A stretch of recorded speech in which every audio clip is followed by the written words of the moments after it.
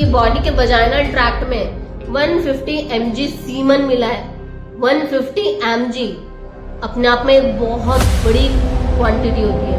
उसकी लिप्स, उसका left leg, right hand, ring finger, उसका नेक, उसका फेस, इतनी बुरी तरीके से सब कुछ, मतलब ऐसा लग रहा है ना सब कुछ खुरेद दिया है, बस नहीं चला, वरना उसको भी फाड़ के रख देते। और उसके फेस पे अक्यूज्ड के जो फिंगर नेल्स से इतना पूरा फेस खुरदा हुआ है कि पता नहीं उसने कितना दर्द सहा होगा यार, इमेजिन में नहीं हो रहा। और इतना दर्द और मतलब इतना सब कुछ हुआ है, किसी ने सुना तक नहीं। 9 अगस्त 2024 वेस्ट बंगाल कोलकाता में एक बार फिर से वही कांड दोहराया गया जो दिल्ली के निर्भया कांड से बिल्कुल मिलता जुलता या फिर कहे पूरा का पूरा कॉपी हुआ है, जिसमें उस दिन भी एक लड़की के साथ वो हुआ जिसके ऊपर पेरेंट्स को इतना डाउट हुआ कि क्या हम हमारी बेटी को अकेला कहीं भेज सकते हैं, वो भी सेफ्टी के ऊपर। और आज कोलकाता के जो अंदर केस हुआ है, मौमिता देवनाथ के साथ जो केस हुआ है, उसने भी एक बार विमेन्स सेफ्टी के ऊपर फिर से बहुत बड़ा क्वेश्चन मार्क लगा दिया है। मतलब विमेन्स की सेफ्टी घर में आप बिल्कुल भी नहीं कह सकते, क्योंकि आज के डेट में इतने सारे केसेस है, इतने सारे केसेस, एक छोटी बच्ची से लेके आप 80+ ईयर्स विमेन का कोई सा भी केस उठा लो, आपको ऐसा एक भी केस, मतलब ऐसा एक भी एज ग्रुप नहीं मिलेगा जिसमें विमेन्स के साथ रेप केसेस नहीं हुए होंगे। एक बकायदा 3 महीने की बच्ची के साथ हो रखा है, तो एक 80+ ईयर। और यहाँ पर मौमिता देवनाथ जो कि आरजेकर मेडिकल कॉलेज की 2nd ईयर की पोस्ट ग्रेजुएट ट्रेनी है, उसके साथ ये हैवानियत फिर से इतनी बुरी तरीके से दोहराई गई कि आज की डेट में विद इन इंडिया और आउटसाइड इंडिया इतने सारे प्रोटेस्ट चल रहे हैं, इतने सारे कैंडल मार्च चल रहे हैं सिर्फ और सिर्फ मौमिता देवनाथ को जस्टिस दिलवाने के लिए। सबसे पहले ये बताइए, जस्टिस किस बात का? क्या उसने कोई गुनाह किया? क्या उसने कोई गलती करी? उससे ऐसी क्या मतलब गलती हुई उससे जो उसको इतनी बड़ी सजा चुकानी पड़ी? सजा कितनी बड़ी सजा चुकानी पड़ी उसको? वो अपने मतलब उसकी जो बॉडी मिली है, एक्चुअली मैं आपको पूरा केस समझाती हूँ। 9 अगस्त 2024 को मौमिता देवनाथ के घर पे एक कॉल आता है सुबह 8:30 बजे कि आपकी बेटी मिसिंग है। अब घर वाले थोड़े टेंशन में आ जाते हैं कि हमारी बेटी मिसिंग कहाँ है भाई, वो तो कॉलेज में पढ़ रही है। सेम उसी नंबर से 11:30 बजे फिर से पेरेंट्स के पास कॉल आता है कि आपकी बेटी ने सुसाइड कर लिया है। ये चीज सुन के पेरेंट्स एकदम से कांप गए कि ऐसे कैसे हो सकता है, कल रात को तो बात करी है, अच्छे से हंसी खुशी बोलते हुए गुड नाइट बोल के मेरी बेटी ने कॉल कट किया है, और आज सुबह इतना सडनली ये सब कैसे हो गया।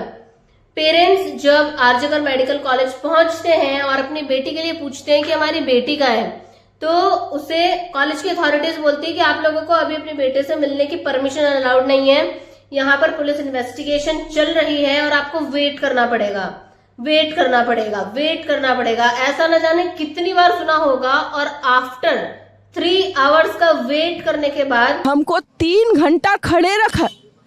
एक पेरेंट्स जिनकी बच्ची 31 इयर्स ओल्ड की ऐसी खत्म हो जाती है, उनको 3 घंटा खड़ा रखा और ये हाथ जोड़ती रही, माँ बाप हाथ जोड़ते रहे, हमें एक बार दिखाओ, हमारी बच्ची का मुंह एक बार दिखाओ।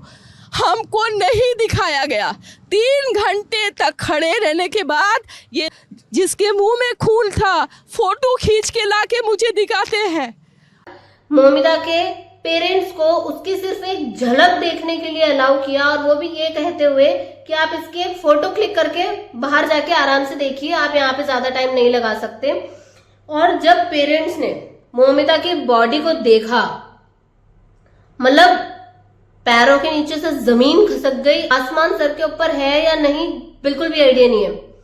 उनकी 31 साल की बेटी, उनका जिगर का टुकड़ा आज हाफ नेकेड स्टेट में है, जिसके आंख, मुंह और प्राइवेट पार्ट्स से कंटिन्यूअसली ब्लीडिंग हो रही है।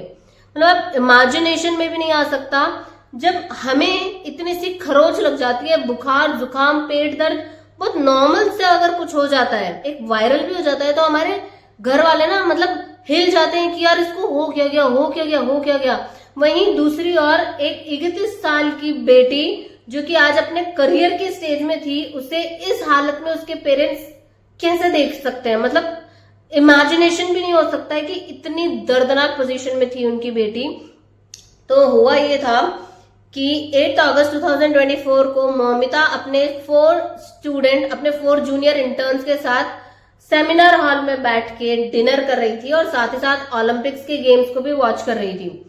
डिनर कंप्लीट होने पर वो चारों इंटर्न्स तो सेमिनार हॉल से बाहर आ गए, लेकिन मौमिता सेमिनार हॉल में थी क्योंकि उसकी 36 आवर्स की कंटिन्यूअस इंटेंस शिफ्ट चल रही थी, जिससे वो इतना ज्यादा थक गई थी, इतनी ज्यादा प्रेशर में थी कि उसको ना मतलब सेमिनार हॉल से बाहर आने में भी इतना जोर आ रहा था। उसने कहा मैं तो यहीं सोऊंगी, मेरी बिल्कुल शक्ति नहीं है बाहर आने की। वो लास्ट टाइम था जब मौमिता देवनाथ को अलाइव जिंदा देखा गया था। 9 अगस्त मॉर्निंग में जब सेमिनार हॉल में स्टूडेंट्स आए तो मौमिता की जो स्टेट थी उसको देख के ना मात्र देखने भर से लोगों की रूह कांप गई। तो जिसके साथ बीती होगी उसकी क्या हालत हुई होगी, इमेजिनेशन में भी नहीं हो सकता है। और जब पुलिस ने इन्वेस्टिगेशन स्टार्ट करी तो उन्हें क्राइम सीन पे एक ब्लूटूथ हेडसेट मिला जो कि एज अ मेन प्रूफ था, मेन एविडेंस था, जिसके बेसिस पे ये सारी स्टोरी बननी थी। तो उस ब्लूटूथ हेडसेट की जब डिटेल्स इंक्वायरीज निकाली गई तो पता चला कि कोलकाता वेस्ट बंगाल के एक डिजास्टर मैनेजमेंट टीम का एक सिविक वॉलंटियर जो कि संजय रॉय नाम से है, ये ब्लूटूथ हेडसेट उसका है। वो उस वक्त यहाँ क्या कर रहा था, यहाँ क्यों आया, उसे कैसे पता चला कि मौमिता उस वक्त अकेली है, ये सारे क्वेश्चंस तो अभी तक भी सॉर्ट आउट नहीं हुए हैं क्योंकि इनके ऊपर इंक्वायरी जैसे जैसे क्वेश्चंस होते हैं हर बार इनका आंसर्स चेंज होता आ रहा है। तो संजय रॉय जो कि कोलकाता वेस्ट बंगाल की एक पुलिस टीम में तो है ही है, साथ में उसका आर्जिकल मेडिकल कॉलेज के पास में जो पुलिस आउटपोस्ट है वहीं पर पोस्टिंग है और उसका आरजेकर मेडिकल कॉलेज में आना जाना एकदम नॉर्मल था। वहां के अथॉरिटीज से काफी अच्छी जान पहचान थी उसकी वजह से वो पेशेंट्स को as a middle man use करता था कि मैं आपका नंबर लगवा दूंगा या मैं आपका काम इजीली करवा दूंगा, मुझे बस इतने से पैसे चाहिए। तो इस तरीके का कुछ काम ये करता था।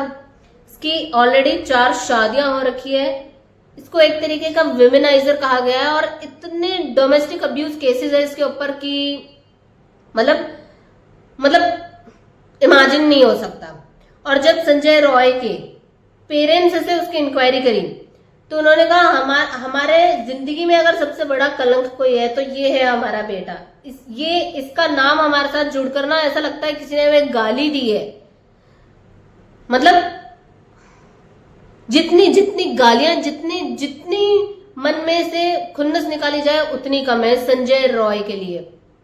तो जब मौमिता की बॉडी और कुछ ऐसे स्टेट में मौमिता मिलती है तो पेरेंट्स तो वैसे भी एकदम स्पीचलेस, उन्हें तो समझ में ही नहीं आ रहा था कि हम जिंदा क्यों हैं, हमारे रहने का मकसद हमारी बेटी है जो वो नहीं है, उसकी आज ऐसे स्टेट में है कि हम उसकी हेल्प करना चाहते हैं लेकिन अथॉरिटीज हमें मिलने नहीं दे रही, हमें उसकी हेल्प नहीं करने दे रही। एक पेरेंट्स के लिए अपने बच्चे को इस हालत में देखना कितनी बड़ी लाचारी है। मतलब उनका दिल टूटा जा रहा है कि हम कितने हेल्पलेस है कि हमारी बेटी की हेल्प नहीं कर पा रहे। तो पुलिस बहुत अच्छी बात थी कि मौमिता के जितने भी कलीग्स थे, जो भी स्टूडेंट्स थे कॉलेज के, उन्होंने बहुत प्रोटेस्ट किया, पेरेंट्स ने प्रोटेस्ट किया कि हमें ऑटोप्सी टेस्ट करवाना है, हमें जानना है कि मौमिता के साथ क्या हुआ है, क्योंकि पुलिस उसे एज अ सुसाइड केस बता रही थी। तो इतने सारे प्रेशर के बाद में ऑटोप्सी टेस्ट करवाया गया और ऑटोप्सी रिपोर्ट्स जो आई वो मतलब दिल दहलाने वाली है। मौमिता के साथ इतना ज्यादा फिजिकल टॉर्चर हुआ है जो कि आप खुद सुनिए। उसकी बॉडी के वजाइनल ट्रैक्ट में 150 mg सीमन मिला है। 150 mg अपने आप में एक बहुत बड़ी क्वांटिटी होती है। उसकी लिप्स, उसका left leg, right hand, ring finger, उसका नेक, उसका फेस, इतनी बुरी तरीके से सब कुछ, मतलब ऐसा लग रहा है ना सब कुछ खुरेद दिया है, बस नहीं चला वरना उसको भी फाड़ के रख देते। और उसके फेस पे अक्यूज्ड के जो फिंगर नेल्स से इतना पूरा फेस खुरदा हुआ है कि पता नहीं उसने कितना दर्द सहा होगा यार, इमेजिन में नहीं हो रहा। और इतना दर्द और मतलब इतना सब कुछ हुआ है, किसी ने सुना तक नहीं। आखिर में वो एक कॉलेज था, वहां पे भी इंटर्न्स रह रहे थे और मेडिकल लाइन तो एक ऐसी है जहां पर हमेशा कोई ना कोई ड्यूटी चलती रहती है, कोई ना कोई स्टाफ वर्क करता रहता है। फिर किसी ने मौमिता की आवाज क्यों नहीं सुनी? सिर्फ इतना ही नहीं, ऑटोप्सी रिपोर्ट में ये नहीं आया है कि मौमिता के साथ सिर्फ एक ही जने ने कुछ गलत किया है, उसके साथ गैंग रेप हुआ है। उसका मतलब वहां पे एक से ज्यादा लोग थे, लेकिन नाम अभी सिर्फ संजय रॉय का आ रहा है, जिसे हाई प्रायोरिटी अक्यूज करके शो किया जा रहा है, जबकि वहां पे गैंग रेप मतलब एक से ज्यादा लोग थे।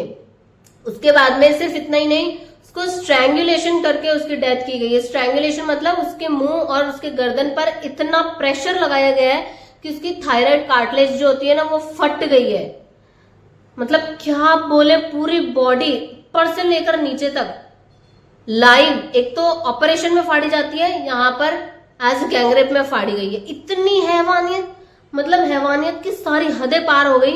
वो तो बस नहीं चला उनका, नहीं तो आप पहली बार ऐसा केस होता कि आप एक इंसान को फाड़ा हुआ बकायदा देखते, कुछ नहीं बचा उसके अंदर, सब कुछ एकदम ओपन रह गया। तो फिलहाल तक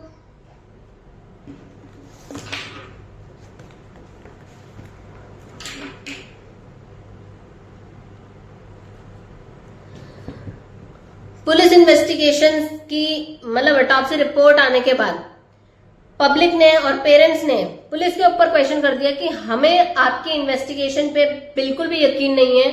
आपने तो हमारी बेटी का जो केस है वो सुसाइड करके शो कर दिया, हमें आपसे इन्वेस्टिगेशन नहीं करनी है। वी वांट सीबीआई को बीच में लाया गया है। और जैसे ही सीबीआई ने केस में 13 अगस्त को अपनी एंट्री दी, पुलिस ने तब तक सारे सबूत मिटा दिए, सारे गवाह, सारे गुना, सबको गायब कर दिया। मतलब समझ पा रहे कि आप यहां पर क्या हो रहा है। जस्टिस दिलाना तो बहुत दूर की बात है, वहां का जो तृणमूल पार्टी है वेस्ट बंगाल के अंदर, जो उस वक्त में पावर वर्क कर रही है, वो एक लड़की को जस्टिस दिलाने की बजाय उसके अगेंस्ट में सारा वर्क कर रही है। सारे प्रूफ हट चुके हैं, सारे एविडेंस मिट चुके हैं। मतलब किसी न किसी बड़े का हाथ शामिल है।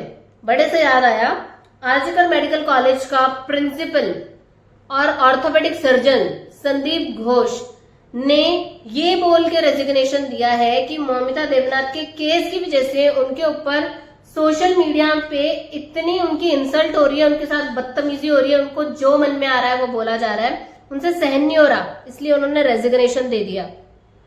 उससे भी अच्छी बात पता है क्या है? रेजिग्नेशन आरजीकर मेडिकल कॉलेज से दिया है और अब कहाँ ज्वाइन कर रहे हैं? कैलकाटा नेशनल मेडिकल कॉलेज में एज अ प्रिंसिपल ज्वाइन हो रहे हैं। मतलब जिसके ऊपर ऐसा इल्जाम दिया जा रहा है उसे इस बार कैलकाटा नेशनल मेडिकल कॉलेज का प्रिंसिपल प्रमोट किया जा रहा है। वाह, क्या चल रहा है यहाँ पे। मतलब आज की डेट में कहीं पे भी चल जाओ आप, देश विदेश, कोई से भी प्रोफेशन को उठाकर देख लो, सब जने कैंडल मार्च और प्रोटेस्ट में लगे हुए हैं, मौमिता देवनाथ को जस्टिस दिलाने में मिले हुए हैं। ठीक है, जस्टिस इज द ओनली, मतलब अब कोई और ऑप्शन नहीं बचा है ना, एक वही ऑप्शन है, जस्टिस दिलाना है। लेकिन किस बात का जस्टिस भाई? क्या गलती थी उसकी? लड़की होना ये गलती थी, या वो काम कर रही थी ये गलती थी, या फिर वो उसने ये गलत सोच लिया कि मैं अपने वर्क प्लेस में सेफ हूं। सेफ्टी तो आज विमेन की कहीं पे भी नहीं है, वो अपने खुद के घर में सेफ नहीं है। आप एक 8 महीने की बच्ची, एक 3 महीने की बच्ची, एक 80 साल की बच्ची, एक रोड चलती हुई लड़की, आप एक कोई सा भी केस उठा लो, एक ओपनली नाइट में भी नहीं, ओपन डे लाइट में एक टूरिस्ट के साथ जब रेप हो सकता है तो फिर विमेन्स की सेफ्टी है कहाँ पे? आज की डेट में ना पेरेंट्स को अगर लड़की हो जाती है तो खुशी होने के बजाय उनके दिमाग में टिक टिक टिक टिक टिक टिक करके टेंशन शुरू हो जाती है कि इसका ध्यान कौन रखेगा, इसकी सेफ्टी, इसको कहीं पर हम छोड़ सकते हैं क्या? मतलब एक नहीं 50 क्वेश्चन सोचने पड़ते हैं, किस बात का जस्टिस दिलाएंगे आप? हमें सबको पता है कि हमारा जो कानून है ना वो अंधा है, अगर जुवेनाइल्स ने कुछ किया है तो उन्हें वैसे भी कुछ नहीं होगा क्योंकि वो अंडर एज है। अगर बड़ों ने कुछ किया है और साथ में ओवर एज ने कुछ किया है और उसमें से भी अगर कोई पैसे वाला मिल गया तो वैसे भी कुछ नहीं होगा क्योंकि पैसों के आगे तो दुनिया वो बोल सकती है यार हमारा तो कानून वैसे ही अंधा है, वैसे भी कुछ नहीं दिखता है, थोड़े से पैसे खिला दो बिल्कुल अंधा हो जाएगा। तो ऐसे में जस्टिस क्या है? मतलब निर्भया केस में भी यही हुआ था, 7-8 साल बाद उसे जस्टिस मिला। भाई नहीं भी देते तो क्या होता, अब तक तो घर वाले भूल चुके हैं, सब जने भूल गए। ऐसे साथ सुशांत सिंह राजपूत के केस में कोई जस्टिस नहीं मिला। आज की डेट में मौमिता देवनाथ के लिए हाँ ये एक बहुत अच्छी बात है कि मोस्टली लोग उसका साथ दे रहे हैं, बड़ी बड़ी सेलिब्रिटीज, बिजनेस पर्सन और भी आप जिनके अच्छे अच्छे नाम ले सकते हैं, सब लोग सपोर्ट कर रहे हैं। लेकिन पता है क्या, एक वक्त के बाद सबको पता है कि सब भूल जाएंगे, सब कुछ सेटल हो जाएगा। और यही तो वहां के लोग चाहते हैं कि थोड़ा सा वक्त दो, अभी ये लोग गर्म है, वक्त के साथ साथ सब ठंडे हो जाएंगे, कोई प्रॉब्लम नहीं है। तो मतलब क्या था ये जस्टिस, किस बात का जस्टिस हो रहा है? अगर जस्टिस दिलाना है ना तो एक बात रखो, हमारे कानून जो है उसको स्ट्रिक्ट करो। किसने क्या पहना है, क्या ओढ़ा है, कहाँ आ रही है, कहाँ जा रही है, ये सिर्फ एक लड़की के ऊपर नहीं, एक लड़के के ऊपर भी उतने की उतनी बराबरी होनी चाहिए, उसे कहते हैं जस्टिस। रेस्ट आप लोगों के जो भी व्यूज हैं, जो भी आप कुछ कहना चाहते हैं, प्लीज कमेंट करके बताना। और जस्टिस में मैं इतना ही कहूंगी कि कैंडल मार्च से जस्टिस नहीं कीजिए, आपकी परवरिश अपने संस्कारों से जस्टिस दीजिए।